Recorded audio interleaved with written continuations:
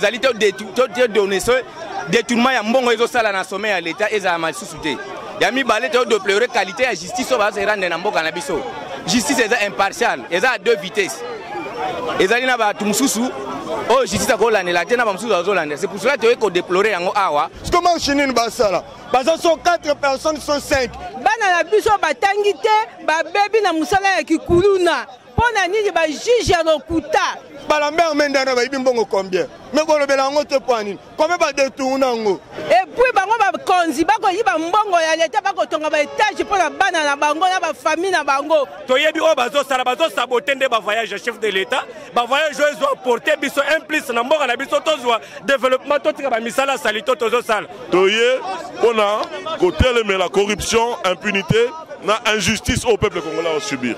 Mboka oyo babandi ko yiba lelo te toyebi yango banda kala il faut pepa tellement to senga de monsieur à monsieur Kamé mosengo akitsata frais scolaire ya école na ye akitsite bolingo nini bazola exhibition bazana bolingo na peuple impunité na corruption eleki na mboka bozoyo ka ba détournement par-ci par-là ba 15 millions eza mbongo ya peuple eza mbongo ba ko pe ko bongisela ba étudiant ba homme eza mbongo ya ba taxe ya ba mama ya wenze ba souffraka mbongo wana ezokende yango biso to yipe kotelema la système ya justice oyo ba cour constitutionnelle oyo na ba juge na bango basala ki ba aventure na ba condamnation électoraux tozo encourager Kamere te tozo encourager Kimoyibi te kasi batika ko s'acharner na directeur de cabinet ya mokonzi ya mboka ba preuve eza te na tangi dossier wana kombo na ye eza te batika koluka kombo ya Kamere batika koluka mutu ya Kamere ba 32 millions ya courant ya nani ya Braza elimwa Koko Nyangi Kinke Mulumba Germain Kambinga nana ngo asala marche catholique azalaka wapi.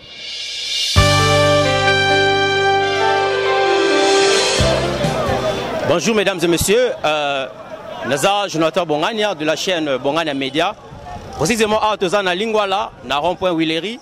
Place, il y a eu de manifestations des gens qui ont eu à contester contre le détournement soi-disant de 15 millions qui a été opéré par un certain monsieur. Et il y a aussi eu l'événement sur le crash d'avion. Alors mesdames et messieurs, on a proposé Bisso Tolanda interview, il y a quelques batous balobeli sur la chose.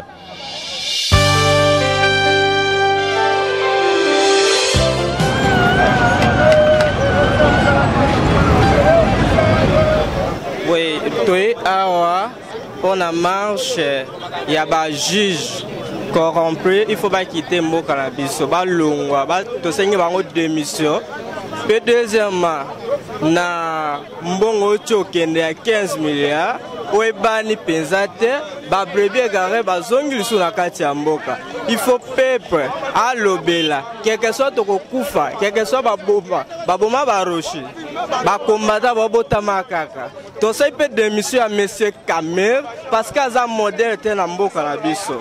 Il faut eba peuple tellement eba ko défendre eba droit nae. Droit la biso to souffrir bande balé qui moya kotanga kutu ezate bato ba souffrir makasi likolo ya mbongo na bango batiaka ngo na ba poche na bango ezala ngo normal te. Il faut peuple tellement to senga de monsieur à monsieur Kamere c'est Félix aza pour le peuple d'abord il faut monsieur Kamere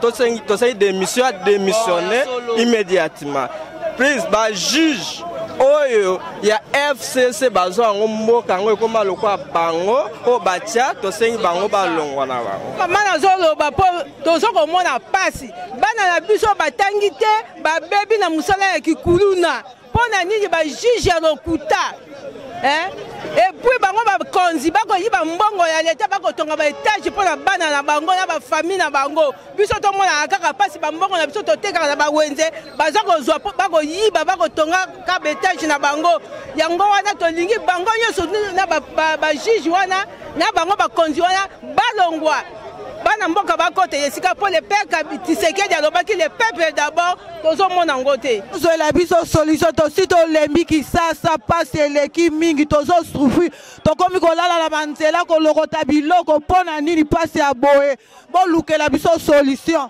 papa na lobia Fachi a ordonné marche na bango à soi-disant catholique ndazana aza contre gratuité ya élève aza contre gratuité na bango et pourtant que gratuité on est qui déjà na kati ya constitution mboka président sortant asalaki yango te po azalaki na baproche na bazalaki na mitema mabe oyo ye aza vraiment mwana Congo pena mwana mboka aza posa bolingo ya mboka tosa nini tobongisa mboka na biso siko marche nini basala baza so 4 personnes so 5 bakuti biso na rond-point Wileri tomoni bango kutu te tomoni bango ka bapassager kaka baye kotumbola biso ka boto bandika pamba tosimi bango pete toboyi mobulu biso susi na biso ezake makila etanga te tozala posa makila etanga te bato ebele bakufi mpo na mboka oyo mais eloko moko te changer fatia ye topese quand même chance oyo abimi asali 18 ans ayebi combien bayibi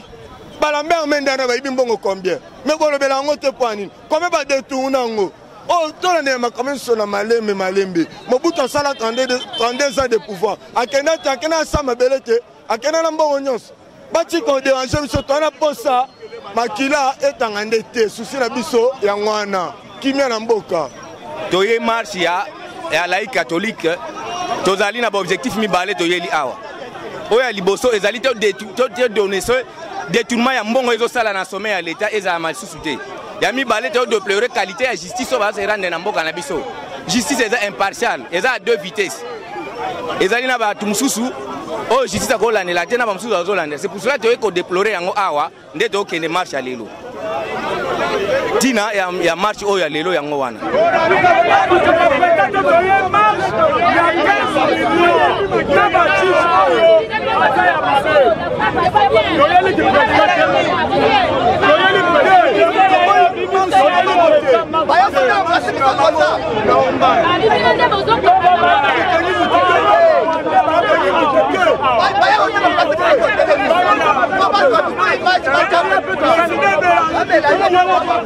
Dans des passages, na yokaki ke marche kozala lelo ya CNC, mais na ye na participé na tala tamsu na partager pour na ba idée tout consort.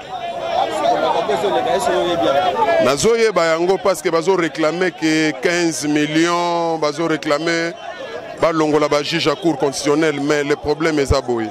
Ceux qui bolingi OK ko funda, il faut quand même ozana ba preuve. Faut ozana ba preuve que batuana mbongo ebungaki preuve yango. Ceux qui olingi que batuana bakanga bango faut bokende na niveau de justice, na ba preuve na bino. À partir de la justice, justice motokata makamu. Non, na koki ko côté la bangote, na koki pe ko accuser bangote. Mais na droit, ceux qui vraiment olingi o revendiquer cause moko boy, faut ça na ba preuve faut ça là. Nazani pour, nazani contre. Mais na lingi cause na bango, faut ça la juste. Na yoka problème à 15 millions wana mais prévésate même na télévision même wapi prévésate. Merci. Oyo muzito ayibaka tonga bandako. Celle azalaka na mbokote. Azalaka na mbokote. Muzito aleka na TV5 du monde. Azoloba bien ki azokoti ça. Azokoti insécurité na mboko po biso to zwa misala te. Ba investisseur ba yate. Toyebi o bazo sala bazo saboter nde ba voyage chef de l'état ba voyage zo apporter biso implice na mboka na biso tozwa développement totika ba misala salito tozo sala maman si bozo mona tozo kumba ba moto mutu moko ta sepela kumba moto lelo so tozi misala $150 à 200 par mois okomona nombre ba moto ebele boyete eloko bazo sala bazo saboter nde voyage chef de l'état mboka oyo babandi ko yiba lelo te toyebi yango banda kala lisolo 15 millions soki toke total bien et ça c'est matin année oyote et matin en 2017 15 millions wana et bando bima depuis 2017 et bando bima lelo te lelo tango nyonso matin wana sel sa zalaka na mboko lelo sel sa azana lelo bani na koloba na biso ba uti ko bomisa bato marche lelo chef de l'état tche école ofele mozito neni mosengo akitse ta frais scolaire ya école na ye akitsite bolingo nini bazola exhibition bazana bolingo na peuple so baza bolingo na peuple totala ba œuvre na bango mosengo akitsata prix nini acha école ofele totala ye usata akitsela taba to bano futata $100 par année baza na buzo ba eloko bazo sala eza sabotage batika président sala musala Félix Nano asali mabe mon côté baza na droit ya koya ko distraire peuple teke o marche contre 15 millions mozito yiba 32 millions na mboka o ya SNEL asala nango nini ya Braza asala nango nini boshe bazo mbongo ya Braza asala nango nini toyebi ba makambo nyonso bazo sala batika distraction Félix asala musala toke liboso. Voilà. Oui, bonjour, c'est bien honorable Serge Welo de décider de Martin Fayoulou. Toza Awa, comme point de départ, il y a marche pacifique. Au CLC, la catholique Basali, Bisso et Sidé, Toza Awa na terrain, ils ont point de rassemblement. Et puis au Tambola, na ba point de chute, ils ont ébélé la Kinshasa. Donc au Bakanisaki qui est peuple à Lali, Bakosi, et Sidé, na CLC, la télémélie pour la peuple. Mais marche au Otoye, pour soutenir laïcs catholiques chrétiens.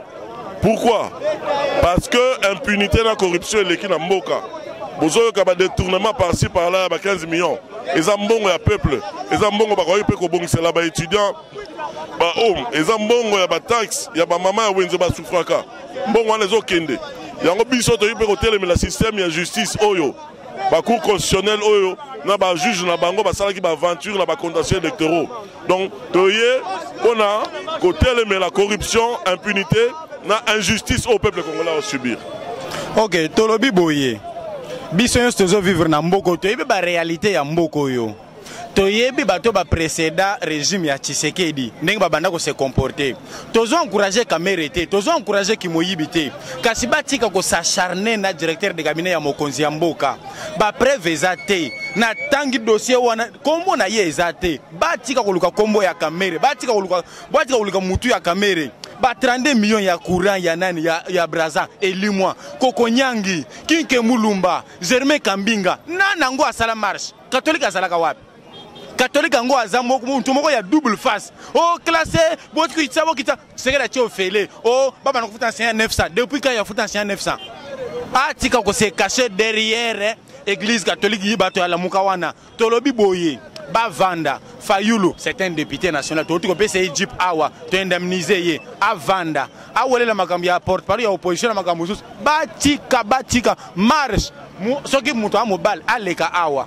Ça la marche. Nana sala marche pour 32 millions ya courant ya Congo Brazza. Nana ngo. Nana sala pour na Kokonyang. Nana ngo atomola Mosap. Pour na nika kamere. Comme on a ezawana te batika e. Oh ya za mobile abima to kutana na ye na nzela. Merci.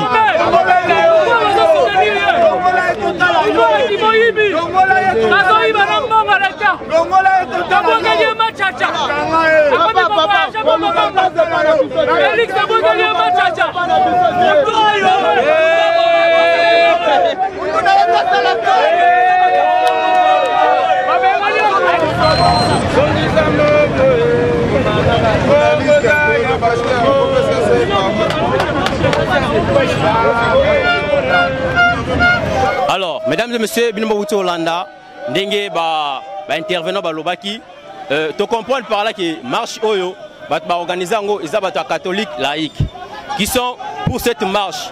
Bazagna bango ebelete, mais na rompo a ba kuta bande ko na biso ba wewa bango ba pesa ki pe ba point de vue na bango o ba wuti Hollanda. Donc par là, tu comprends que bango baza contre pour na bango ba lobige mboka eza bien, le président fait bien son travail. Pour l'instant, je me limite par là.